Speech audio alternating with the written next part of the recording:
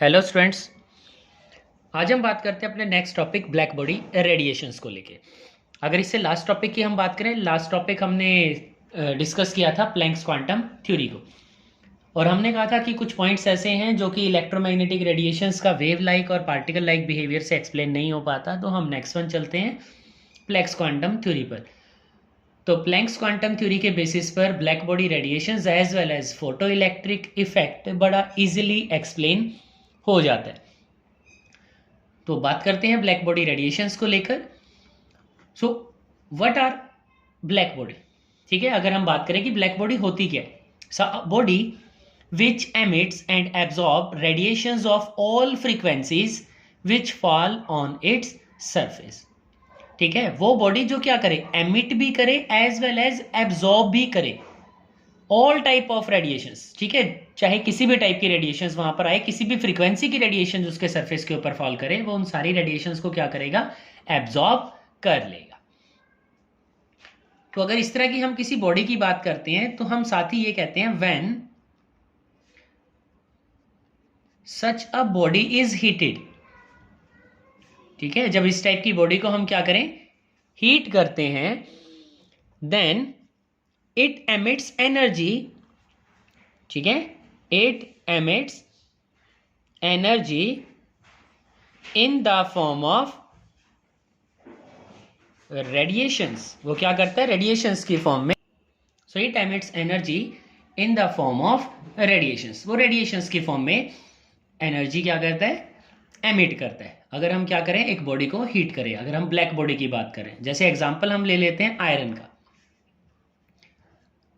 अगर आयरन की हम बात करें और आयरन को हम हीट करें, then it undergoes a series of changes in its colour.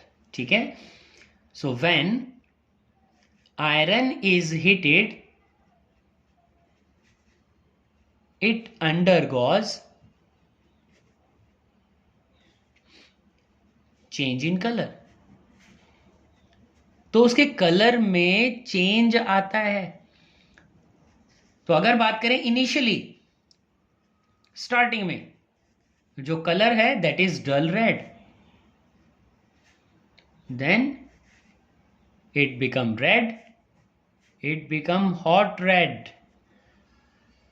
And ultimately at the higher temperature, और ज्यादा हम करें, इट चेंजेस टू वाइट, वो वाइट में चेंज हो जाता है, and at more higher temperature it becomes blue.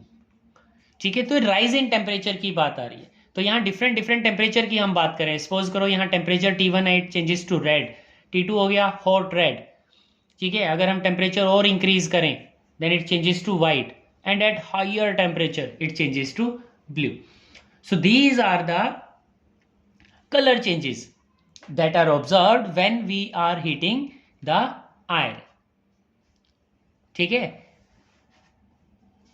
तो अगर हम बात करें प्लैंक्स क्वांटम थ्योरी का, प्लैंक्स क्वांटम थ्योरी के अकॉर्डिंग जो एक्सप्लेनेशन दिया गया यहां पर, द एक्सप्लेनेशन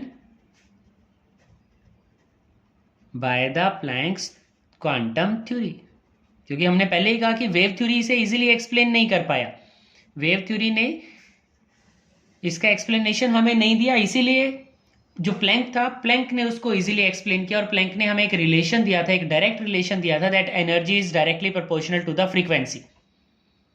या हम इस रिलेशन को लिख सकते थे that E is equal to H nu. तो अगर हम बात करें फर्स्ट रिलेशन की, that energy is directly proportional to frequency, इसका मीनिंग ये हुआ when a black body is heated it undergoes a change in energy, और अगर एनर्जी में चेंज आएगा it means there will be change in the frequency, तो frequency भी क्या करेगा, चेंज होगा। ठीक है, और फ्रीक्वेंसी का और कलर का एक रिलेशनशिप हमारे पास है। So with the help of the Planck's quantum theory we can easily explain the black body radiation. Suppose करो हम एक ग्राफ बना लेते हैं यहां पर, उस ग्राफ की हेल्प से इसे समझने की कोशिश करते हैं। On the X axis we will take the wavelength, and on the Y axis हम यहां पर इंटेंसिटी ले लेते हैं। ठीक है, रेडिएशंस जो हैं उनका इंटेंसिटी को हमने चूज कर लिया। तो एक टेम्परेचर है हमारे पास T1, जहाँ पर कुछ इस तरह का ग्राफ हमारे पास आता है। एट टेम्परेचर T2 कुछ इस तरह का ग्राफ हम ऑब्जर्व करते हैं। So this is temperature T1, this one is at T2 and the condition is that T2 is greater than T1। जो टेम्परेचर T2 है वो क्या है, ज्यादा है। तो अगर हम बात करें वेव थ्योरी के अकॉर्डिंग, ठीक है, अकॉर्डिंग टू वेव थ्योरी की अगर बात करें, देखो प्लैंक तो ऑलरेडी एक्सप्लेन कर चुका कि if there will be change in energy there will be change in frequency. साथ ही साथ इसी रिलेशन के अंदर अगर हम बात करें वेव लेंथ का जो रिलेशनशिप हम बनाते हैं, that E is equal to H nu और it can be written as H C by lambda. ठीक है, एच सी बाय लैम्डा, और हम एक रिलेशनशिप देते हैं that nu is equal to c by lambda,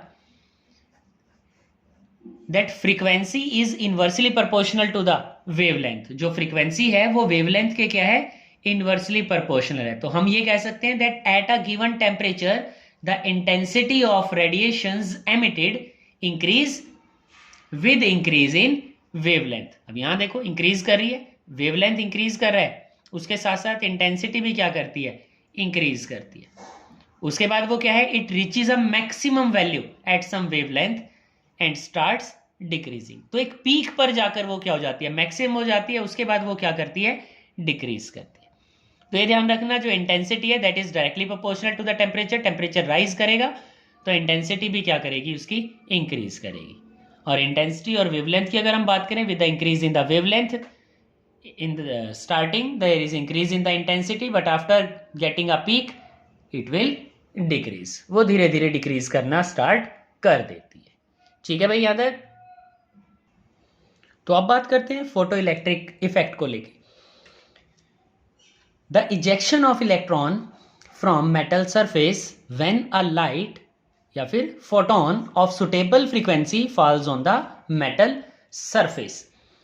ठीक है, जैसे कोई भी लाइट सुटेबल फ्रीक्वेंसी का मेटल के सरफेस के ऊपर फॉल करेगा, at the same time the ejection of electron will take place. जो सरफेस होगा, सरफेस से क्या होगा, इलेक्ट्रॉन इजेक्ट हो जाएंगे, इलेक्ट्रॉन वहां से बाहर चले जाएंगे।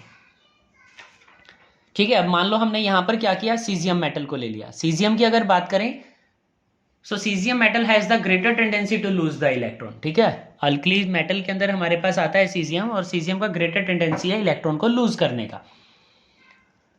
तो जैसे ही लाइट सुटेबल फ्रीक्वेंसी का मेटल सरफेस के ऊपर फॉल करेगा, at the same time the ejection of electron will take place. तो कुछ ऑब्जर्वेशन हमारे पास यहाँ होती हैं जब हम इस वर्किंग को कराते हैं, फोटो इलेक्ट्रिक इफेक्ट को देखते हैं। First observation is there is no time lag between the striking of light beam and the ejection of electron from metal surface. No time lag. इसका मतलब ये हुआ कि जैसे ही फोटोन स्ट्राइक करेगा, at the same time ejection of electron हो जाएगा, उसी टाइम पर इलेक्ट्रॉन वहां से बाहर चला जाता है। Second one, for each metal certain minimum frequency of light is needed to eject the electron. Electron तभी बाहर जाएगा जब जो लाइट है, ठीक है, जो सुटेबल फ्रीक्वेंसी वाली लाइट की हम बात कर रहे हैं, that possess a minimum frequency that is threshold frequency. जब तक कि थ्रेशहोल्ड फ्रीक्वेंसी जितना फ्रीक्वेंसी नहीं है, उससे ज्यादा फ्रीक्वेंसी नहीं होगा, तब तक इजेक्शन ऑफ इलेक्ट्रॉन पॉसिबल ही नहीं हो पाएगा। तो जो स्ट्राइकिंग फोटोन है, इनका फ्रीक्वेंसी क्या होना चाहिए, थ्रेशहोल्ड फ्रीक्वेंसी होना चाहिए, इसके इक्वल होना चाहिए। ठीक है, इतना होना चाहिए। And third one is the kinetic energy of ejected electron. जो इलेक्ट्रॉन जाएंगे तो किसी ना किसी स्पीड के साथ जाएंगे, स्पीड के साथ जाएंगे, इसका मतलब कुछ ना कुछ काइनेटिक एनर्जी को पोजेस करेंगे। सो kinetic energy of the ejected electron depends on the frequency of incident radiations. जो इंसिडेंट रेडिएशंस हैं जो फॉल कर रही हैं, उनकी फ्रीक्वेंसी के ऊपर डिपेंड करता है। And the number of ejected electron पर सेकेंड, कितने इलेक्ट्रॉन वहां से बाहर जा रहे हैं, that depends on the intensity of incident radiation. वो डिपेंड करेगा इंटेंसिटी के ऊपर, not on the frequency, it depends on intensity of the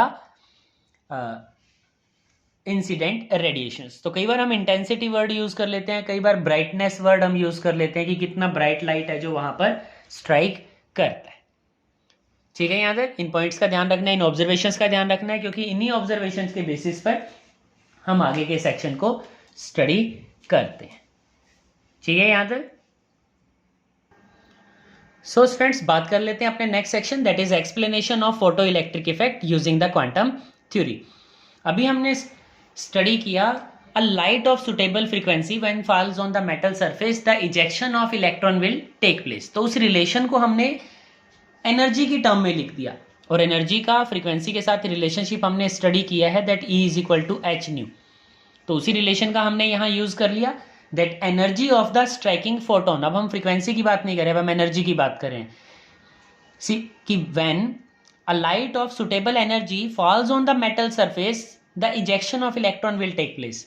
ठीक है, अब इलेक्ट्रॉन जो है वो मेटल सरफेस के साथ स्ट्रॉन्ग अट्रैक्शन के साथ होगा, तो उसको बोला गया बाइंडिंग एनर्जी। और हमने कहा कि उस एनर्जी को ओवरकम करने के लिए, उसको क्रॉस करने के लिए क्या होना चाहिए, एक थ्रेशोल्ड फ्रीक्वेंसी की बात की गई। उस थ्रेशोल्ड फ्रीक्वेंसी को हम न्यू नॉट से रिप्रेजेंट कर रहे हैं। ठीक है, new is simply the frequency while the new naught is threshold frequency. तो उसको भी हमने क्या किया, एनर्जी के रिलेशन में लिख दिया, और जब एनर्जी के साथ उसका रिलेशन लिखते हैं then it is known as h nu naught. कई बार हम इसे एच न्यू नॉट को क्या बोलते हैं, वर्क फंक्शन। ठीक है, कई बार इसको वर्क फंक्शन भी बोल दिया जाता है, या बाइंडिंग एनर्जी हमने इसको समझाने के लिए लिखा, ताकि बाइंडिंग एनर्जी से इजीली क्लियर हो जाए कि जो इलेक्ट्रॉन है वो मेटल सरफेस के साथ किसी ना किसी फोर्स ऑफ अट्रैक्शन के साथ जुड़ा हुआ है, जिसको हमने बाइंडिंग एनर्जी बोल दिया। तो जब तक उस बाइंडिंग एनर्जी को हम नहीं ब्रेक कराते तब तक इलेक्ट्रॉन का इजेक्शन पॉसिबल नहीं होगा।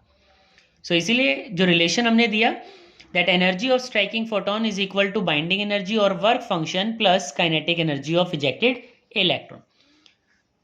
So energy of the striking photon is represented as h nu, while the binding energy as h nu naught, and the kinetic energy we know half m v square. तो relation को interchange कर लेते हैं, H nu not अगर इधर आ गया then H nu minus H nu naught is equal to half M V square, और half M V square is kinetic energy. So kinetic energy that half M V square is equal to H common आ सकता है यहाँ, Planck's constant, H nu minus nu naught. तो इस relation से क्या conclusion हम निकालते हैं, कंक्लूजन है if the value of nu is less than nu naught. ठीक है, if nu is less than nu naught then no ejection of electron. ठीक है, किसी टाइप का इजेक्शन ऑफ इलेक्ट्रॉन नहीं होगा। But if nu is greater than nu naught then the ejection of electron will take place with some kinetic energy. इसका मतलब threshold frequency से क्या है, ज्यादा फ्रीक्वेंसी है। ठीक है, थ्रेशोल्ड फ्रीक्वेंसी के कंपैरिजन में क्या है, ज्यादा फ्रीक्वेंसी है, तो इजेक्शन ऑफ इलेक्ट्रॉन होगा। And if nu is nu naught the ejection of electron will take place. अब बात करें सेकंड और थर्ड पॉइंट, इनमें क्या डिफरेंस है। यहां तो क्लियर होगा कि अगर थ्रेशोल्ड फ्रीक्वेंसी बहुत ज्यादा है और जो इंसिडेंट फ्रीक्वेंसी है वो कम है, तो इजेक्शन ऑफ इलेक्ट्रॉन नहीं हो पाएगा। लेकिन अगर इंसिडेंट फ्रीक्वेंसी ज्यादा है थ्रेशोल्ड फ्रीक्वेंसी के कंपैरिजन में, तो इजेक्शन ऑफ इलेक्ट्रॉन होगा, और जो एक्सेस अमाउंट ऑफ एनर्जी आ रहा है that is used by the electrons as their kinetic energy. इसका मतलब जो इलेक्ट्रॉन बाहर जाएंगे वो कुछ ना कुछ काइनेटिक एनर्जी के साथ जाएंगे। लेकिन अगर nu is equal to nu naught, तो हम ये कह सकते हैं कि सिंपली वहां पर क्या होगा, इजेक्शन ऑफ इलेक्ट्रॉन ही होगा। इसका मतलब वहां काइनेटिक एनर्जी का कोई रोल नहीं होने वाला। ठीक है, तो इस रिलेशन के बेसिस पर हमारे पास काफी सारे न्यूमेरिकल्स गिवन हैं। उन न्यूमेरिकल्स को हमने इन्हीं रिलेशन के बेसिस पर करना है, लेकिन एक चीज का ध्यान रखना है कि h nu naught is known as work function, क्योंकि कई बार हमें एज इट इज आ जाता है, वो वर्क फंक्शन के नेम से ही आ जाता है। तो हमें समझना होता है कि work function binding energy same है, एच न्यू नॉट के लिए हम वहां पर लिख रहे हैं। ठीक है स्टूडेंट्स, इसी के साथ हमारा फोटो इलेक्ट्रिक इफेक्ट कंप्लीट हो जाता है। हम बात करेंगे इससे नेक्स्ट टॉपिक स्पेक्ट्रम की, क्योंकि 3 पॉइंट थे जो कि इलेक्ट्रोमैग्नेटिक रेडिएशंस वेव थ्योरी से एक्सप्लेन नहीं हो पाए, जिसके लिए हमने प्लैंक्स क्वांटम थ्योरी का हेल्प लिया। एक ब्लैक बॉडी रेडिएशंस जिसको हमने स्टडी किया, second photo electric effect, and the third type we have spectrum. ठीक है, तो नेक्स्ट वीडियो में मिलेंगे। Okay students, bye.